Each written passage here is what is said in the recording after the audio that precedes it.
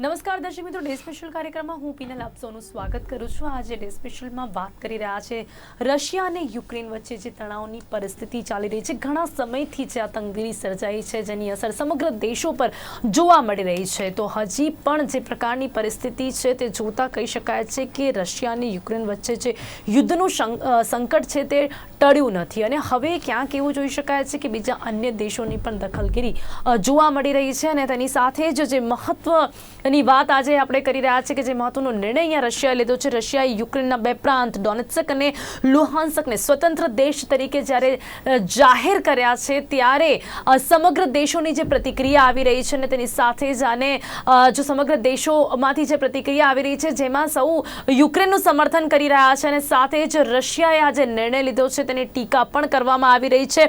સંયુક્ત રાષ્ટ્ર સુરક્ષા પરિષદે જે ઇમરજન્સી બેઠક બોલાવી હતી, તેમાં પણ જે મહત્વની ચર્ચા કરવામાં આવી હતી તેને લઈને પણ વાત કરીશું। તેની સાથે જ આ જે પરિસ્થિતિ છે અત્યારે તેની અને જો યુદ્ધ પણ થઈ શકે છે એ પ્રકારની પરિસ્થિતિને જો આપણે જોઈ શકીએ છીએ, તો ભારત દેશ પર તેની શું અસર જોવા મળી શકે છે અને ભારતીય નાગરિકો જે છે કે જે ભારતીય નાગરિકોને ત્યાંથી બહાર કાઢવાના જે પ્રયાસો હાથ ધરવામાં આવી રહ્યા છે, અત્યારે ઇન્ડિયન ગવર્મેન્ટની જે પોલિસી જોવા મળી રહી છે અને જે કામગીરી જોવા મળી રહી છે તેના પર પણ કરીશું વાત અને સાથે જ અન્ય દેશો પર પણ શું પડશે અસર તેને વિશે આ જે અત્યારની જે પરિસ્થિતિ છે તેને સમજવાનો પ્રયાસ કરીશું। જેની માટે મારી સાથે અહીંયા જોડાઈ ગયા છે ચિરાયુ ઠક્કરજી, જો ફોરેન પોલિસી એનાલિસ્ટ છે। તો ચિરાયુજી, આપનું સ્વાગત છે ડે સ્પેશિયલમાં।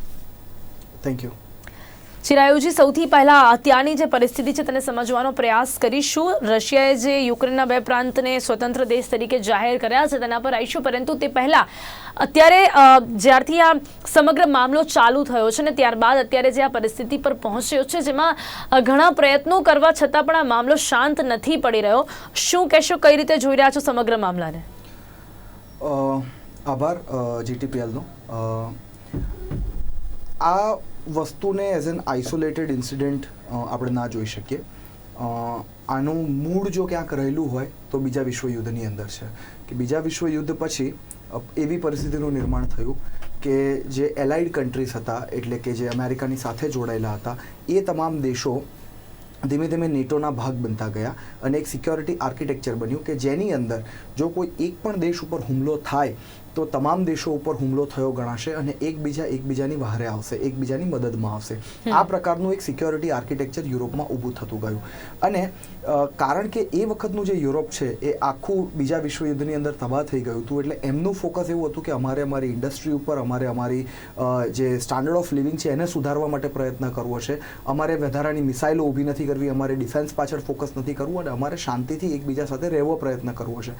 પણ એકબીજા દેશ ઉપર એગ્રેસ ના કરે, એટલે કે જેને કહેવાય કે એકબીજાની જમીન પચાવવાનો જે પ્રથમ વિશ્વયુદ્ધ અને બીજા વિશ્વયુદ્ધની અંદર પ્રયત્ન થયો હતો, એ પ્રકારની પુનઃ પરિસ્થિતિનું નિર્માણ ના થાય, એટલે કોઈ એક દેશે, એક પાવરફુલ દેશે સિક્યોરિટીની જવાબદારી લેવી પડે। હવે એ તમામની સિક્યોરિટીની જવાબદારી અમેરિકાએ લીધી અને અમેરિકાએ નેટોને સ્થાપના કરી।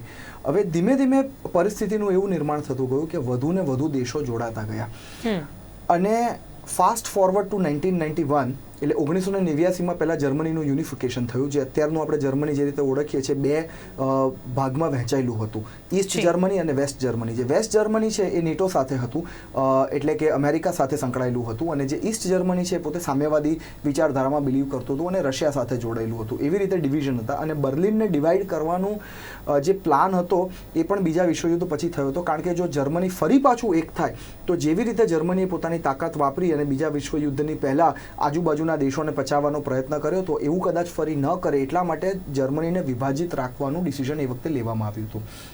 હવે ધીમે ધીમે પરિસ્થિતિ એવી થઈ કે 1989માં બર્લિન વોલ તૂટી અને જર્મની એક થયું અને ધીમે ધીમે 1991 આવતા એ વખતનો જે સોવિયત સંઘ છે એ તૂટી ગયો અને સોવિયત સંઘના જે 15 જે અંદર પેટા રાજ્યો હતા એ તમામ ધીમે ધીમે કરીને સ્વતંત્ર દેશો થઈ ગયા।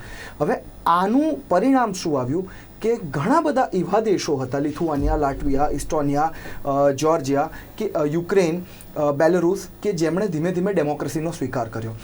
ઇવન બેલારુસ જે અત્યારે રશિયાની સાથે ઊભું છે આ તમામ પ્રોજેક્ટની અંદર, એણે પણ ડેમોક્રેસીનો સ્વીકાર કર્યો, લોકશાહીનો સ્વીકાર કર્યો કહેતા, અને જેમ જેમ એ લોકશાહીમાં આવતા ગયા એમ જ કારણ કે જે પેલી જૂની યાદો હતી સોવિયત સંઘની કે કેટલું બધું અમને રિમોટ કંટ્રોલથી સાચવવામાં આવતા હતા અથવા કેવી રીતે અમને રિમોટ કંટ્રોલથી કંટ્રોલ કરવામાં આવતા હતા. 1953, 55, ઇવન 65 ઘણા બધા એવા પ્રસંગો છે કે હંગરીના પ્રાઇમ મિનિસ્ટર અહીંથી સિલેક્ટ થયા હોય અને ત્યાં આગળ સોવિયત સંઘને માન્ય ના હોય એટલે સોવિયત સંઘ એમ કહે કે આ પ્રાઇમ મિનિસ્ટર અમને સ્વીકાર નથી એટલે તાત્કાલિક બીજી નવી ચૂંટણી કરવી પડે.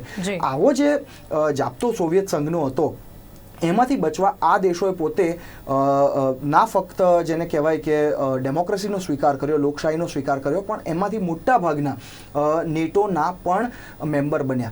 હવે શિરાજી, તમે જે સોવિયત સંઘની વાત કરી રહ્યા છો ને, એ સમયમાં ઘણા વર્ષો સુધી દેશ એકબીજાની સામસામે શીતયુદ્ધ લડતા રહ્યા, પરંતુ યુદ્ધ ના થયો, એ પ્રકારની પરિસ્થિતિ ત્યારે ઊભી ના થઈ.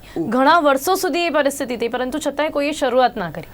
હા, એટલે એ વખતે એ શરૂઆત ના થઈ એનું કારણ છે કે શીતયુદ્ધની અંદર સંકળાયેલા રહ્યા. અને બીજું સૌથી મોટું જો કોઈનું કારણ હોય તો એ હતું ન્યુક્લિયર મિસાઇલ્સ. કારણ કે બંનેની મિસાઇલ્સ આમને સામને હતી. તમે જુઓ કે અમેરિકાની જ્યુપિટર મિસાઇલ્સ ટર્કીમાં હતી, અને ટર્કી જે છે ત્યાંથી તમે મિન્સ્ક જુઓ તો ફક્ત 250 મીલ થાય. એટલે ત્યાંથી તમે ટર્કીથી એટેક કરે તો રશિયાનું જે એ વખતનું ત્રીજું મોટું સૌથી ઇન્ડસ્ટ્રીયલ સેન્ટર હતું એની પર ડાયરેક્ટ એટેક થઈ શકે. હવે વાત જે હું આવી રહ્યો છું કે અત્યારની વર્તમાન પરિસ્થિતિના મૂળમાં શું છે કે અત્યારે જે દેશો નેટોમાં જોડાયા એ અમેરિકન મિસાઇલ બેઝિસ બની ગયા. એટલે અત્યારે તમે ઇસ્ટોનિયા જુઓ, લાટવિયા જુઓ, લિથુઆનિયા જુઓ, આ દરેક દેશની અંદર જેને કહેવાય કે અમેરિકાની મિસાઇલ્સ છે. અને એ દેશોની રશિયા સાથે કોકની 1000 મીલની સરહદ છે, કોકની 800 મીલની સરહદ છે, કોકની 900 મીલની સરહદ છે. હવે આટલી લાંબી સરહદ હોય અને ફક્ત તમારાથી એટલે કે રશિયાની બોર્ડરથી 100 મીલ 150 મીલ ઉપર ન્યુક્લિયર મિસાઇલ્સ ટાર્ગેટ કરીને ઊભી હોય અને સામે રશિયાની એવી કોઈ મિસાઇલો જેને કહેવાય કે અમેરિકાને ટાંકીને નથી ઊભી. રશિયાએ 1962ની અંદર, ઓક્ટોબર 1962ની અંદર ક્યુબામાં, જે ફ્લોરિડાથી ફક્ત 90 માઇલ થાય, ત્યાં આગળ એમણે મિસાઇલ્સ મૂકવાનો પ્રયત્ન કર્યો હતો. અને એ વખતે જોન એફ કેનેડી હતા, એમનું જે એડમિનિસ્ટ્રેશન હતું એમણે નેવલ બ્લોકેડ કર્યું હતું. એટલે કે જે આવા જવાનો જે દરિયાઈ રસ્તો હતો એને આખો બ્લોક કરી નાખ્યો હતો. અને ક્યુબાએ છેવટે કંટાળી અને એ વખતની મિસાઇલો મૂકી દેવી પડી હતી. એટલે જે જૂનું શીતયુદ્ધ વખતનું બેલેન્સ ઓફ પાવર હતો કે જેટલી અમેરિકાની મિસાઇલો સામે એટલી જ શું કહેવાય કે સોવિયત સંઘની મિસાઇલો, એ બેલેન્સ હવે તૂટી ગયું છે. અને એ અમેરિકાની જે નેટોની મિસાઇલો છે એ મિસાઇલો છેક રશિયાના દરવાજે પહોંચી ગઈ છે. હવે જો યુક્રેન જોડાય તો યુક્રેનની અંદર પણ નવી મિસાઇલો આવે, જ્યોર્જિયા જોડાય તો જ્યોર્જિયાની પણ મિસાઇલો આવે, અને બેલારુસ જોડાય તો બેલારુસની અંદર પણ અમેરિકાની મિસાઇલો આવે. પણ છતાં પણ રશિયાને આજે બીક લાગતી હોય એવું નથી જોવા મળી રહ્યું છે. હા, બીક નથી લાગતી, પણ આમાં એવું છે કે જીઓ પોલિટિક્સની અંદર બીક ના હોય, પણ તમારે સ્ટ્રેન્થથી વાત કરવી પડે કે તમે મારા દરવાજાની અંદર મિસાઇલ નહીં મૂકી શકો, અને જો તમે મૂકશો તો એનું તમને પરિણામ મળશે. જ્યોર્જિયા 2004ની સાલથી EUમાં એટલે કે યુરોપિયન સંઘમાં જોડાવા માટે પ્રયત્ન કરી રહ્યું છે, નેટોમાં જોડાવા પ્રયત્ન કરી રહ્યું છે. પણ 2008ની અંદર શું થયું? જ્યોર્જિયાનો એક ભાગ છે એ અત્યારે શું કહેવાય કે રશિયાએ કંટ્રોલ કરીને રાખ્યો છે. એવી જ રીતે જેને કહેવાય કે યુક્રેનનો એક ભાગ જે છે ક્રાઇમિયા, એ 2014માં રશિયાએ પચાવી પાડ્યો હતો. અને વર્ષોથી રશિયાની એવી ઈચ્છા હતી કે અમારી પાસે વોર્મ વોટર પોર્ટ હોવો જોઈએ. એની પણ લાંબો ઇતિહાસ છે, અત્યારે આપણે સંક્ષિપ્ત પ્રોગ્રામમાં ચર્ચા નહીં કરી શકીએ. તમે જુઓ, જ્યાં રશિયાની આ એક કૂટનીતિ રહી છે કે જ્યાં રશિયન બોલનારો વર્ગ આ જૂના સોવિયત સંઘના રિપબ્લિક છે એ તમામમાં છે, એને ઉશ્કેરણી કરી અને જેને હમણાં તમે કીધું કે જે લોકો સેપરેટિસ્ટ છે એટલે કે જે અલગાવવાદી છે એ તત્વોને પુટિને કાયમથી છાવર્યા છે. પછી એ યુક્રેન હોય કે પછી શું કહેવાય મોલ્દોવા હોય. મોલ્દોવા એની બાજુમાં જ આવે છે, યુક્રેનની બાજુમાં. એ પણ જૂનો સોવિયત સંઘનો ભાગ હતો. અને એની અંદર પણ એક ટ્રાન્ઝિટ એરિયા કરીને પાર્ટ છે કે જેની અંદર શું કહેવાય કે આ પ્રકારની સેપરેટિસ્ટ મુવમેન્ટ ચાલી રહી છે, જેનો આ સપોર્ટ છે. એટલે આ બે દેશોને રિપબ્લિક જાહેર નથી કર્યા. આ લોકો અલગાવવાદી હતા જ, અને એ લોકોને પોતાનો એક રશિયન સ્પીકિંગ જુદો દેશ જોઈતો હતો. અને પુટિને એમને માન્યતા આપી કે તમે તમારી જાતને જુદો દેશ સ્વીકારો છો, હું તમને માન્યતા આપું છું. અને બેઝિકલી આ આખા પ્રશ્નના મૂળમાં એક જ વસ્તુ છે, પુટિનની એક જ ડિમાન્ડ છે જે એણે 14મી ફેબ્રુઆરી આઈ થિંક અમેરિકાને પણ લેખિતમાં આપી હતી કે યુક્રેન કોઈ દિવસ નેટોમાં નહીં જોડાય. અને એ સિવાય તમે જુઓ, આ જે મિસાઇલોનો પ્રશ્ન છે એના મૂળમાં તમે જાઓ તો પ્રશ્ન મિસાઇલોનો છે. અમેરિકાએ છેવટે એવી તૈયારી બતાવી જે જૂની રશિયાની 2008થી માંગ હતી કે પોલેન્ડની અંદર અને લિથુઆનિયાની અંદર તમારા જે બેઝિસ છે ત્યાં આગળ તમે ટોમાહોક મિસાઇલ નથી મોકલી એની અમને ખાતરી કરવા દો અને અમે તમને સામે ખાતરી કરવા દઈએ. અમેરિકા ત્યારથી લઈને અત્યાર સુધી 2022 સુધી તૈયાર નહોતું. ઇવેન્ચ્યુઅલી અત્યારે અમેરિકાએ કીધું કે જો તમે યુક્રેનનો મુદ્દો જવા દો તો આપણે આમને સામને એ વસ્તુને ડિસ્ક્રાઇબ કરી લઈએ કે અમે ભલે તમારે ત્યાં સિક્યોરિટી માટે મિસાઇલો મૂકી છે પણ જે પ્રકારની ખતરનાક ટોમાહોક મિસાઇલ્સની તમે વાત કરો છો એ પ્રકારની મિસાઇલ નથી મૂકી. કહેવાનું તાત્પર્ય એ છે કે જો યુક્રેન નેટોમાં જોડાશે તો પણ અમે આ પ્રકારની ખતરનાક મિસાઇલો નહીં મૂકીશું. એટલે તમે જે પ્રકારની જે પેરેનોયા તમે બતાવો છો કે જે પ્રકારનો ભય તમે રજૂ કરો છો એનો ઉપયોગ કરો છો એવો ભય કરવાની જરૂર નથી. પણ પુતિને ચિરાયુ છે અહીંયા એમને ચિંતા છે રશિયા માટે, કારણ કે જે પુતિને કહ્યું છે કે યુક્રેન જો નાટોમાં સમાવેશ કરવામાં આવે તો રશિયા માટે અહીંયા ખતરો ઊભો થઈ શકે છે અને એટલા માટે આ ચિંતા તેઓ વ્યક્ત કરી રહ્યા છે. એક્ઝેક્ટલી. એટલે એમનું કહેવાનું મતલબ એ જ છે કે જ્યારે બીજું વિશ્વયુદ્ધ પત્યું ત્યારે એક પ્રકારની અંદરખાનાની સમજૂતી હતી. ભલે આનો કોઈ લેખિત કરાર નથી થયો પણ એક અંદરખાનાની સમજૂતી એવી હતી કે જેને અંગ્રેજીમાં આપણે સ્ફિયર ઓફ ઇન્ફ્લુઅન્સ કહેવાય, પોતાના પ્રભાવનું ક્ષેત્ર કહેવાય. એટલે રશિયાના પ્રભાવના ક્ષેત્રના જે દેશો હતા કે જે જૂના સોવિયત સંઘ સાથે સંકળાયેલા દેશો હતા એ ક્યારેય નેટોમાં નહીં જાય. પણ 2004, 2007 એક પછી એક બધા જ દેશો જોડાવા માંડ્યા. ઇવન જે જૂના બાલ્ટિક દેશો હતા કે જેમાં એકના 4 ટુકડા થયા એ પણ દેશો હવે નેટોમાં જોડાવાની વાત કરે છે. એટલે જો આખું યુરોપ એક બાજુ થઈ જાય તો રશિયા જે છે એ પોતાની પરિસ્થિતિ બહુ વિકટ સમજી રહ્યું છે. એટલે રશિયા અત્યારે પોતાનો તમામ પાવરનો ઉપયોગ કરી અને કોઈ પણ સંજોગોમાં પોતાની ખરેખર રશિયા માટે ખતરો ઊભો થઈ શકે છે ને ચિરાયુજી? 100% ખતરો ઊભો થઈ શકે છે. 100% જો તમને ચારેય બાજુથી ઘેરી લેવામાં આવે. કારણ કે તમે જુઓ ફક્ત આ એક જ પટ્ટો નથી. ચાઇના સાથે એના સંબંધો અત્યારે બહુ જ સારા છે પણ અંદર ખાને તો એક પ્રકારની કોમ્પિટિશન છે જ ને. ભૂતકાળની તમે છેલ્લા 150-200 વર્ષની ઇતિહાસ જુઓ તો ચાઇના અને રશિયાએ ઘણી બધી વખત બોર્ડર પર ઇસ્યુ કરેલા છે. એ જે તમે સામે આ બાજુનો છેડે આવી જાઓ જમણી બાજુ વેસ્ટવર્ડ એકદમ લાસ્ટ પોઈન્ટ ઉપર તો ત્યાં આગળ અમેરિકાનો બેઝ જાપાનની અંદર છે, સાઉથ કોરિયાની અંદર છે. ભલે એ મિસાઇલો જે છે એ વેસ્ટર્ન સાઇડ ઉપર છે કુરીલ આઇલેન્ડમાં કે જે નોર્થ કોરિયાને ટાર્ગેટ કરે છે પણ એનું મોઢું ફેરવી અને સિયોલની ઉપરથી ફ્લાય આઉટ કરીને એ મિસાઇલોને રશિયામાં પહોંચતા વાર ના લાગે. એટલે જ રશિયાએ આ જે ઘટના બની એના 3 મહિના પહેલા આઈ થિંક 2 કે 3 મહિના પહેલા ડિસેમ્બરની અંદર કુરીલ મિસાઇલ નજીક કુરીલ આઇલેન્ડની નજીક પોતાનો જે પાર્ટ હતો ત્યાં આગળ એને પોતાની પણ મિસાઇલો પ્લેસ કરેલી છે. એટલે અહીંયા જે બેલેન્સ આ જે બધું એને કરવું હતું એટલા માટે ત્યાં એને પહેલાનું જે વેસ્ટર્ન સેક્ટર છે એ ઓલરેડી કવર કરી લીધું છે. એટલે તમે ઇવેન્ચ્યુઅલી આ ગેમ જુઓ તો આ ન્યુક્લિયર બેલેન્સ ઓફ પાવરની ગેમ છે અને સ્ફિયર ઓફ ઇન્ફ્લુઅન્સ પોતાના પ્રભાવનું ક્ષેત્ર એની આખી આ ગેમ બે સુપર પાવર જે જૂના પાવર હતા એની વચ્ચે ચાલી રહી છે. જી જી એટલે કે અમેરિકા બેઝડ મિસાઇલથી ચારો તરફથી ઘેરાયેલો છે અને એટલા જ માટે ક્યાંક ને ક્યાંક હવે ચિંતા થઈ રહી છે જો યુક્રેનનો પણ નાટોમાં સમાવેશ થાય તો એ ચારે તરફથી ઘેરાઈ શકે છે. એટલા માટે પુતિન આ ચિંતા વ્યક્ત કરી રહ્યા છે. પણ હવે અત્યારે ચિરાયુજી જે આ નિર્ણય લેવામાં આવ્યો છે કે જેના બંને જે પ્રાંત છે તેમને સ્વતંત્ર દેશ તરીકે જાહેર કરવામાં આવ્યા છે હવે તેની અસરો શું જોવા મળશે? કારણ કે જે રીતે અન્ય દેશોમાંથી પણ જે વાત આવી રહી છે નાટોના પ્રમુખે પણ કહ્યું છે કે આંતરરાષ્ટ્રીય કરારોનું ઉલ્લંઘન થયું છે. એની સાથે તેવું પણ કહેવામાં આવી રહ્યું છે કે અમેરિકા અને ઘણા યુરોપિયન દેશો પણ રશિયાને ચેતવણી આપી રહ્યા છે. એટલે અત્યારે બધા જ અન્ય દેશો આ જે નિર્ણય લેવામાં આવ્યો છે તેની ટીકા કરી રહ્યા છે. આની શું અસરો લાંબા ગાળે જોવા મળી શકે છે? ઓલરેડી આપણે પરિસ્થિતિ જોઈ રહ્યા છે કેટલી વિકટ છે. લાંબા ગાળે શું અસરો થાય ને એનો આધાર કેવી પ્રકારનું યુદ્ધ છેડાય છે અને શું ડિપ્લોમસીથી આનો સોલ્યુશન આવે છે કે નહીં એની ઉપર આધાર રહેલો છે. પણ તમે જો મૂળમાં જાઓ ને તો પુતિન પણ અહીંયા જે રશિયન ટેન્કો જે ડોનેટ્સ્ક તરફ જતા પણ જોવા મળી રહી છે એ જ મુદ્દા ઉપર આવી રહ્યો છું કે પુતિન જો આંતરરાષ્ટ્રીય કરારોનું ઉલ્લંઘન કરી અને ઇન્વેઝન કરે એટલે કે સીધા કોઈ દેશ ઉપર આક્રમણ કરે તો એ આક્રમણ તમામ આંતરરાષ્ટ્રીય કરારોનું ઉલ્લંઘન થાય. બીજા વિશ્વયુદ્ધ પછી એવું ક્યારે બન્યું નથી કે કોઈએ કોઈ ઇન્ટરનેશનલ સરહદની અંદર મોકલ્યું. હા, ફોર એક્ઝામ્પલ ભારત પાકિસ્તાન વચ્ચે યુદ્ધ થયું છે તો ભારત અને પાકિસ્તાન વચ્ચે સેટલડ બાઉન્ડ્રી નથી, ડિસ્પ્યુટેડ બાઉન્ડ્રી છે. એટલે આપણી જે બાઉન્ડ્રીનું વર્ઝન છે એ પાકિસ્તાન નથી સ્વીકારતું, પાકિસ્તાનની બાઉન્ડ્રીનું વર્ઝન છે આપણે નથી સ્વીકારતા અને એના કારણે એકબીજાને ટેન્કો મોકલવી એ બીજી વસ્તુ છે કે હથિયારનો ઉપયોગ કરવો કે યુદ્ધ કરવું એ બીજી વસ્તુ છે. પણ if you go into the detail એવું ક્યારેય નથી બન્યું બીજા વિશ્વયુદ્ધ પછી કે જે સેટલડ બાઉન્ડ્રી હોય એની અંદર આવી રીતે આક્રમણ થયું હોય. એટલે પુતિનને પોતે આક્રમક નથી દેખાવું. પુતિનને શું કરવું છે? એને એવું છે કે ભાઈ આ દેશોને જો હું સ્વતંત્ર જાહેર કરું તો સ્વતંત્ર દેશ પોતાની સ્થિતિને સામાન્ય રાખવા માટે રશિયન ટેન્કોને બોલાવી શકે. એવો તો રિવાજ છે જ કે પોતાના દેશની અંદર અસ્થિરતા હોય તો અન્ય પાવરફુલ દેશની તાકાત તમે બોલાવી શકો. એટલે એ બે સ્ટેપમાં જાય છે. ડાયરેક્ટ યુક્રેનની ટેરિટરીમાં જવા કરતાં જે લોકો યુક્રેનમાં પોતાને આઝાદ માને છે એમને પહેલાં એમણે સ્વીકાર્યા, અને હવે તમે નવી સત્તાને સ્વીકારી લીધી કે આ બે જે રાજ્યો છે એ હવે જેને કહેવાય કે ઇન્ડિપેન્ડન્ટ છે, સ્વતંત્ર છે, એટલે હવે એ લોકો મને આમંત્રણ આપે છે અને હું એમને ત્યાં સ્થિરતા માટે મારી ટેન્કો મોકલી રહ્યો છું.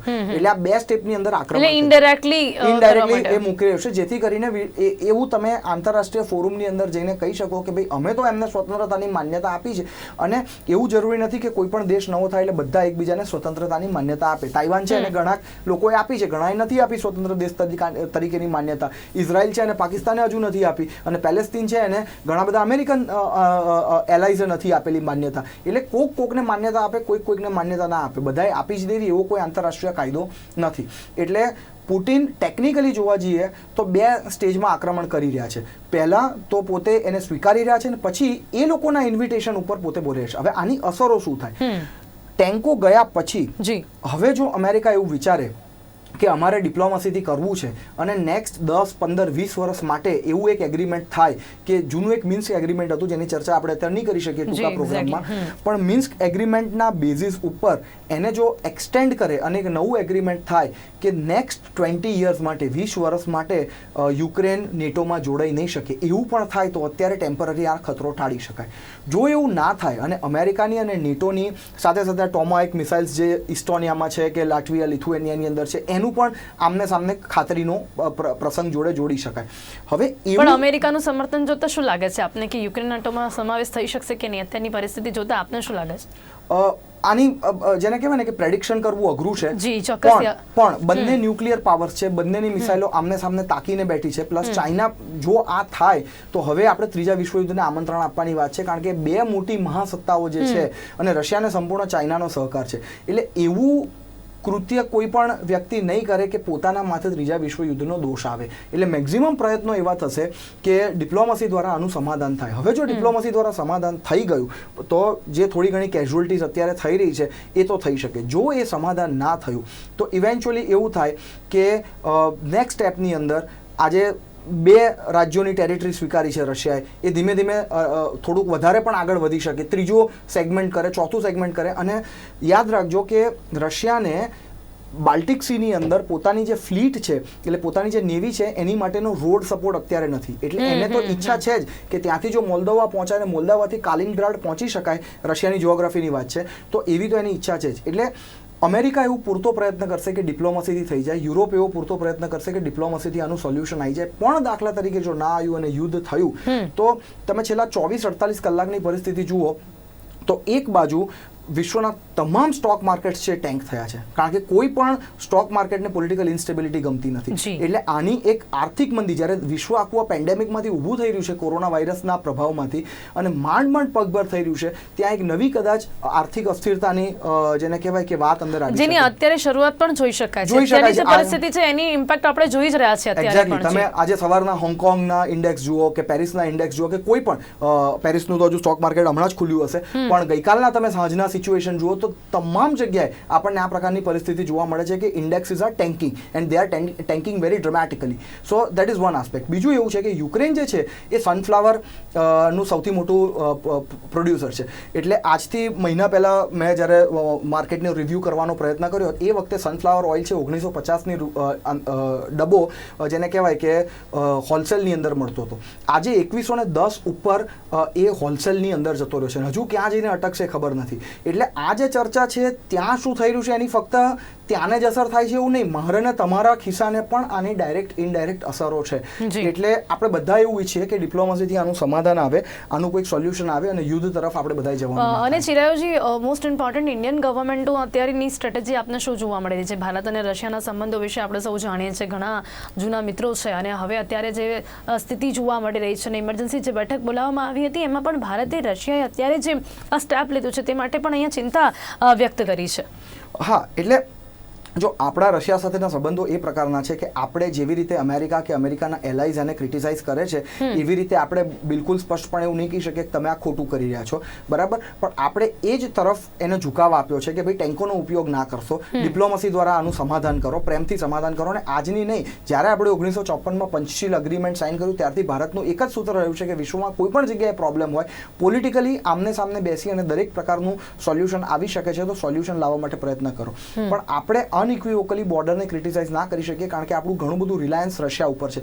જુદા જુદા આંકડા જોવામાં જઈએ તો 65% થી લઈને 85% સુધીનું ઇન્ડિયન આર્મી, એરફોર્સ અને નેવીનું જે ટોટલ એમ્યુનિશન છે એ રશિયન ઓરિજિનનું છે.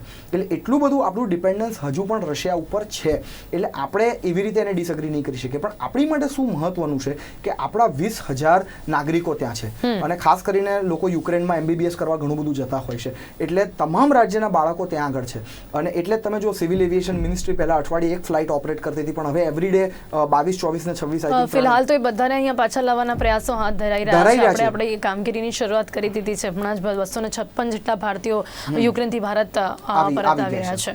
એટલે હજુ પણ આપણી ટોટલ સંખ્યા 20,000 છે. એટલે 20,000 કદાચ ઇમિડિયેટલી ના આવી શકે. ઘણા નર્સિંગ જેવા કે ડોક્ટરી જેવા પ્રોજેક્ટ્સની અંદર હોય તો એ લોકોને ત્યાં આગળ ત્યાં જવાબદારીમાં તો રહેવું પડે. તો અને જો એ રહેવાનું પ્રિફર કરે તો યુદ્ધમાં એમને પોતાને કોઈ નુકસાન ના થાય. જેમ અફઘાનિસ્તાનની અંદર આપણે તો એમની સુરક્ષા અને સલામતીની જવાબદારી પછી કોની રહેશે છે રાહુલભાઈ? જો એટલે 20,000 થી પણ વધુ ભારતીયો છે, તમે યુદ્ધ ક્ષેત્રની અંદર સેવા આપવાનું નક્કી કરો તો યુદ્ધ ક્ષેત્રના જે આંતરરાષ્ટ્રીય નિયમો છે એ નિયમો એવું કહે છે કે સિવિલિયન્સને કોઈ હાર્મ ના થવું જોઈએ. પર્ટિક્યુલરલી જે મેડિકલ પ્રોફેશનલ્સ છે એમને તો બિલકુલ ના થવું જોઈએ. એટલે યુદ્ધના પણ કેટલાક નિયમો છે. એટલે એ અંતર્ગત એમની સુરક્ષા રહેશે. પણ બનવાકાળ ઘટનાઓ એની અંદર પણ બનતી હોય છે.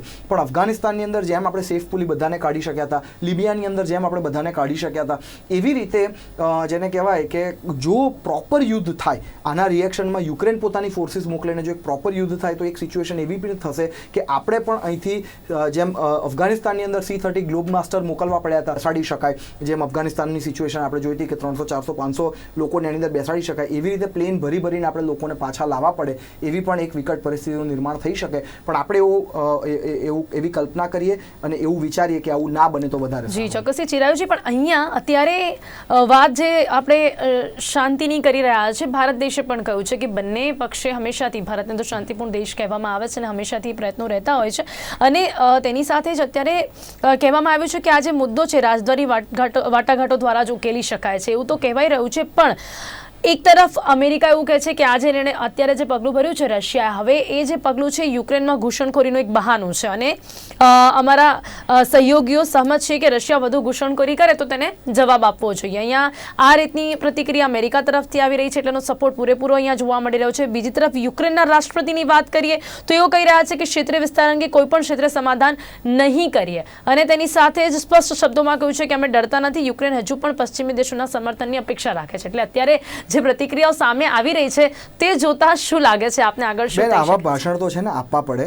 કોઈ એવું ના કે તમે અમારો ભાગ લઈ લેશો તો તમે નહીં કરી. અત્યારે જે વિસ્તાર જેને ઇન્ડિપેન્ડન્ટ રિપબ્લિક તરીકે સ્વીકાર કર્યો છે રશિયાએ, એના કરતા મોટું ક્ષેત્રફળ ક્રાઇમિયાનું હતું. અને 2014માં રશિયાએ ક્રાઇમિયાને પોતાનો ભાગ બનાવી લીધો અને ત્યારે ના અમેરિકાએ કશું કર્યું હતું કે એ વખતે ના યુક્રેન કશું કર્યું હતું. આવા જ જેને કહેવાય કે ઉચ્ચારણો એ વખતે પણ થયા હતા. કોઈને ન્યુક્લિયર મહાસત્તા સાથે જેને કહેવાય કે યુદ્ધ કરવામાં રસ નથી. ડિપ્લોમસીથી પતતું હોય તો પતી શકાય. અને મુદ્દો જેમ મેં કીધું, બોટમ લાઈન રશિયાની એક જ છે કે યુક્રેન નેટોનો ભાગ ના બનવો જોઈએ, જેથી કરીને તમે મારા ઘરના આંગણે મિસાઇલ ના મૂકવા જોઈએ. જો આ વાત ઉપર આમ સહમતિ બની શકે, અથવા મેં કીધું કે ઘણા બધા ઇન્ટરનેશનલ રિલેશન્સની અંદર પ્રશ્નો એવા હોય છે કે જેની આમ સહમતિ તરત નથી બનતી, પણ એને તમે 10 વર્ષ માટે 20 વર્ષ માટે પાછું ઠેલી શકતા હોય તો એવી પણ એક ટેમ્પરરી પ્રાયોજન થાય તો અત્યારે જે આ યુદ્ધની ભીતિ થઈ રહી છે એને આપણે સમાવી અને જે આર્થિક સામાન્યતા તરફ આખું વિશ્વ વધી રહ્યું છે એ તરફ આપણે ફોકસ કરીશું. જી ચોક્કસથી, અને જેની અત્યારે ખૂબ જરૂરિયાત છે. બધાએ મળીને તે દિશામાં જ પ્રયત્નો કરવા જોઈએ, કારણ કે ત્રીજું વિશ્વ યુદ્ધ કદાચ જેની શંકા અત્યારે લાગી રહી છે, કદાચ હવે અત્યારના સમયમાં કોઈ પણ દેશ હોય તેને નહીં પોસાય અને કોઈ પણ ન ઈચ્છતું હોય. એટલે આ પરિસ્થિતિને કંટ્રોલ કરવા માટે તમામ દેશોએ મળીને અહીંયા પ્રયત્નો કરવા જોઈએ. સમય અહીંયા સમાપ્ત થાય છે. ચિરાયુજી, આપ અમારી સાથે ચર્ચામાં જોડાયા તે બદલ આપનો ખૂબ ખૂબ ધન્યવાદ. Thank you so much. આભાર. તો રશિયા અને યુક્રેન વચ્ચે જે તણાવની પરિસ્થિતિ છે, જે તંગદિલી સર્જાઈ છે, તેને સમજવાનો એક પ્રયાસ કર્યો છે, ઇતિહાસમાં પણ જવાનો પ્રયાસ કર્યો છે, ક્યાંથી આ શરૂઆત થઈ છે ને ક્યાં જઈને આ વાત આવીને ઊભી રહી છે. ને અત્યારે જે મેઇન વાત છે કે યુક્રેનનો નેટોમાં સમાવેશ ન કરવામાં આવે, રશિયા એ વાત સાથે અડી ગયું છે, પરંતુ શું ખરેખર તેનો સમાવેશ કરવામાં આવી શકે છે કે કેમ, અને આવે તો શું ખરેખર વિશ્વયુદ્ધ થઈ શકે છે કે પછી અહીંયા રશિયા માત્ર ડરાવવાની વાત કરી રહ્યું છે કે પછી ડિપ્લોમસીથી આ તમામ જે પરિસ્થિતિ અહીંયા ઊભી થઈ છે, વિકટ પરિસ્થિતિ ઊભી થઈ છે, તેનું સોલ્યુશન આવી શકે છે. ત્યારે ઘણા બધા સવાલો એવા ઊભા થાય છે, પરંતુ આવનારા દિવસોમાં કેવા પ્રકારના પગલાઓ ભરવામાં આવે છે તેનાથી આપણને આ તમામ જવાબો મળશે. ડે સ્પેશિયલ કાર્યક્રમમાં અત્યારે બસ આટલું જ. ફરીથી મળીશું એક નવા વિષયની સાથે. ત્યાં સુધી રજા આપશો. નમસ્કાર.